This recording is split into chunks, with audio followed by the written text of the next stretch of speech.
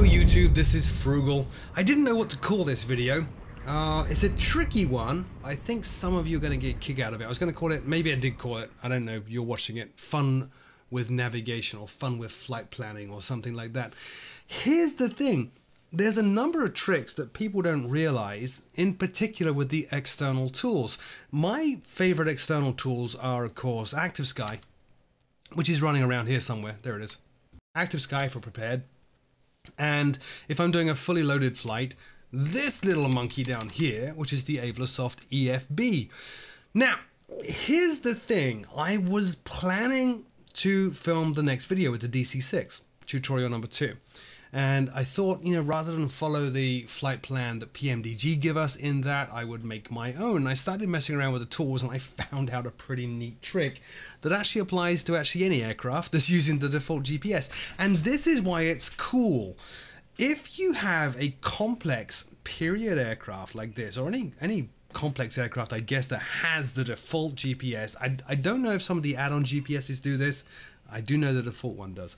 Then what you might want to do is you might want to jump in and fly some really interesting or complex routes, but you're kind of off put. You know, I am with this aircraft. This is the Connie, the A2A Connie, which I still have a lot to learn about before I start filming it.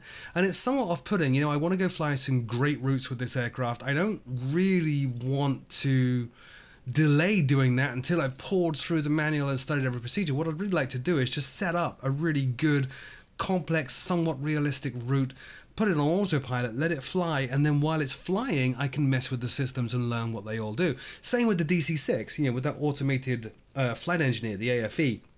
You can set him to manage a lot of the aircraft for you, and as you saw in tutorial 1 for the PMDG DC6, you can use the autopilot fairly easily, and so you could, if you knew how, set up a fairly complex route, let the aircraft fly it, and then in flight start messing around with fuel balance between the various tanks, the different engine output settings, and so on and so on. Same with the Connie here.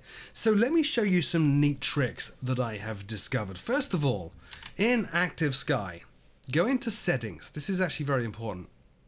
Go into general options and go auto load flight simulator plan. Now what that does is whenever you load a flight plan in the sim, this actually of course applies to FSX as well as other versions of Prepared, but when you load a flight plan in the sim, it means that Active Sky will automatically load that flight plan and it will accurately map out the weather changes along the route of that flight plan, which is actually very good from an immersion point of view. So how do we get a flight plan going? Well look, let's go ahead and jump into the cockpit of this aircraft, and I'm going to bring up navigation and go to the flight planner. You saw this in the previous video. We're in Seattle right now, so let's say I wanted to do that PMDG flight, but here in the Connie. So I'm going from Seattle and I'm going to Vancouver, CYVR, Vancouver International, and I want to do this as IFR, Low Altitude Airways. Right, and there's my flight plan. From the airport to the VOR, which is YVR, and then out to Charlie Yankee, Victor Romeo. I could do VOR to VOR. Gives me a slightly more complex route. Let's take that one. Click on save. We'll call this, yeah, that works. IFR Seattle to Vancouver. Click on OK. I've already got one of those, so yes, we'll replace it. Click on OK. Click on no. Don't move my aircraft there. And we've set up a flight plan. Frugal, what's the point of that? Let me show you. Bear with me, by the way. I know a lot of you have seen this stuff, but bear with me. You're going to see something actually pretty darn cool in a second. Let me pop on over to the engineer station. We'll power this beastie up. So I'm going to put on the master switch to battery. Everything powers up. We'll go over to the navigator station. Behind the navigator is the avionics switch. We'll turn that on. Go back on over here. I forgot to turn the GPS off last time, but look. The flight plan has been loaded, right? And I can click on that range button and get a zoomed out view. There's my flight plan, going from Seattle all the way up to the VORs that were specified in that flight plan. Are you going to zoom out anymore? I think I've gone to the limit of the actual zoom outs there. I might have actually broken it. Let's turn this off and on again. Ah, there we go. So there it is, and if I click on flight plan, you can see there is the flight plan. So far, so good, so what? Well, because you set the Active Sky setting to auto-load the flight plan, if I pop open Active Sky now, there's my flight plan. Okay, it actually loaded in. Because I've loaded a flight plan using navigation and prepared, it's loaded into Active Sky. So far, so good. Still not very impressive, I know. The impressive bit comes when you start using a tool like the Aivlasoft EFB, which I always use in all my fully loaded flights. Let me show you for why. Let's say, well, in fact, let's not say anything. Let's go on over here, and I'm going to go route setup. This is the Aivlasoft EFB. Many of you seen it in my fully loaded videos. You're going to see me do some stuff you've never seen before now, which is the cool bit. So I'm going to go select. I'm going to load a prepared plan. And the prepared plan is the one we just created. Seattle, Tacoma International to Vancouver. Great, cruise altitude of 4,000 feet. Okay, whatever. And there is the route, right? So we'll click on activate. Great, I got a warning, but that's fine. Now I can see here, okay, there we are, Seattle, and we're going to be flying that away.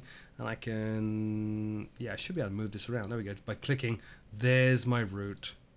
All very interesting. I can click on en route and I can see the en route, but not very realistic in terms of modern world procedures, is it? Well, watch this. If I go into route setup, I'm going to clear the route. Yeah, we'll clear it. Okay. I'm going to set my destination airport as Seattle. Load that one in, and we're going to go up to Vancouver once again. CYVR. Set that in. My cruise altitude this time, let's say 10,000 feet. I could just do flight level 10 as well. We'll do that one, right? And we will activate. There we go, direct route. Now again, still not very useful, but let's look at departures. So we go to Seattle, departures. I need to scroll down because I've scrolled my map all over the place. Here we go. We want to do an accurate SID, leaving Seattle. So I'm going to click on departure, go SID overview to the north. Okay, so we've got all of these. We'll probably go for that one, ATOM. So select the SID, and we're going to take off, well, the wind and my weather in Active Sky, because Active Sky has loaded my flight plan, so it's accurately reflecting the weather already. So the wind favors any of the 34 runways, 34 center, right, or left. So we'll take 34 left, and we'll click on that one. And we're going to go out to ATOM 1. Great. Now we want to be going out to the north, so let's filter this a little bit. There we go. ATOM takes me to the north, and PAE I know is a good waypoint to use, so we'll pick PAE. Okay, and we'll activate. Now I have a departure, which is somewhat realistic. This is an accurate SID to follow, right? So let's go on now over to arrival. Arriving in Vancouver, I'm going to go star overview, arriving from the south. There's a whole bunch of them, but I can already tell you these ones are the ones we want to be looking at, the grizzly ones. So I'm going to go select star. We're going to filter this. Now the runways are favored 26 left, 26 right. So we'll take the ILS 26 right, arriving from the south, so we're filtering everything, and there, sure enough, is the grizzly. So we'll choose grizzly, and look at that, transition PAE, because those two airports are actually so close together, only about an hour of flying apart. PAE makes sense. It's the last point that I have on my SID, so why not have it as the first point on the star? Select and activate. Now we have an accurate star. Let's do the approach. There's the approach, not currently set up. So we'll go choose the approach, select the approach. We said 26 right, ILS 26 right from Goreg to the east. Click that, click activate. Done. So this is how we're going to approach. And you can see here, it's a little bit hard to see, I know, because of the colors I'm using, but if I zoom in, and Aivlasoft EFB is not the friendliest thing to navigate the map around. You basically click where you want to view. But here's my route. This is the star. The Grizzly 5, I think it is, star. So it's going to come in here, and then route to the north, then to the east. Now we're going to have vectors at this point from ATC, and at some point we will turn direct to Goreg and land. Pretty good, right? Here's the cool bit. Every time I clicked on activate, it actually updated the sim. I never realized that. Look.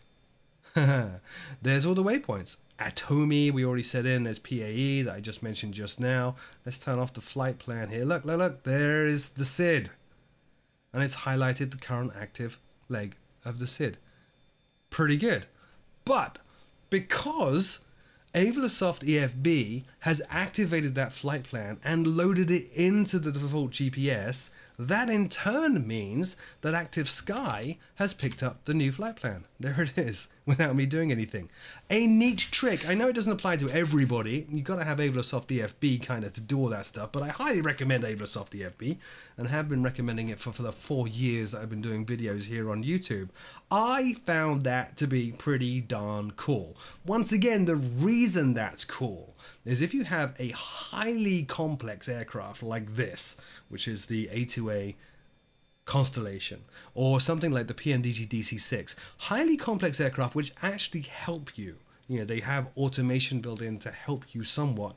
You can fly some very realistic, actually very complex routes using GPS navigation and let the autopilot manage all that stuff while you focus on learning what each of these instruments do, and more importantly what each of these little switches do and dials up here do, and really get to grips with the aircraft actually in flight. You don't need to leave it sitting in the hangar for 2 weeks while they read the manual. You can actually go and do some really good realistic flying while learning. Hopefully that was useful. As always, my name is Frugal. Until next time, I'll see you all very soon.